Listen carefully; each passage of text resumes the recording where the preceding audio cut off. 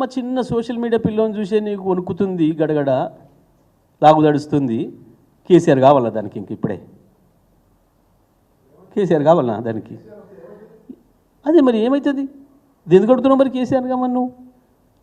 మా దానికి కూడా అక్కర్లేదు. మా చిన్న సోషల్ మీడియా పిల్లోడు బెంగళూరులో అరెస్ట్ చేసుకున్న వాళ్ళు కోర్టు నోటీసులు ఇచ్చి నీకు అప్పుడే కేసీఆర్తో రావడదా? మా అన్నీ దాటితే కదా, మా లెవెల్స్ అన్ని దాటితే కదా కేసీఆర్ దగ్గర పోయేది నువ్వు. ప్రజలు మాట్లాడితే, ప్రజలు ప్రశ్నిస్తే దాన్ని సోషల్ మీడియాలో పంపినందుకు సోషల్ మీడియా యాక్టివిస్టుల మీద కేసులు పెడతాడట. రేవంత్ రెడ్డి పిచ్చి కళ్ళలు గనకు చాలామంది నియంతలు పోయినరు ఈ ప్రపంచంలో. ఇదే తెలంగాణలో ఆనాటి రజాకారులు ఊర్లను చంపి 100-200 మందిని ఒకే చోట చంపి బావులలో వేస్తే కూడా భయపడలే తెలంగాణ ప్రజలు, తెలంగాణ రైతాంగం.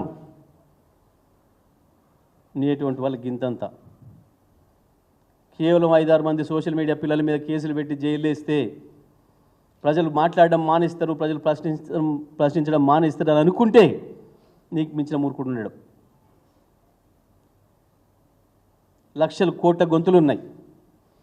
ఇవాళ తెలంగాణలో ఎవరి ముందడి పోయి మైకి పెట్టి అడగమను, నీ గురించి వాళ్ళ మనసులో ఉన్న అభిప్రాయాలు ఏందో వింటే నువ్వేందో నీకు అర్థమవుతుంది. నీ కాకపోయినా నీ కుటుంబ సభ్యులకు అర్థమవుతుంది. ప్రజలు ఏం మాట్లాడుతున్నారు, ఎందుకు మాట్లాడుతున్నారు. పోలీసులు కూడా అత్యుత్సాహం ప్రదర్శిస్తున్నారు. పై స్థాయి అధికారులు కూడా జాగ్రత్తగా పనిచేయండి, చట్ట ప్రకారం పనిచేయండి, దెబ్బతింటారు.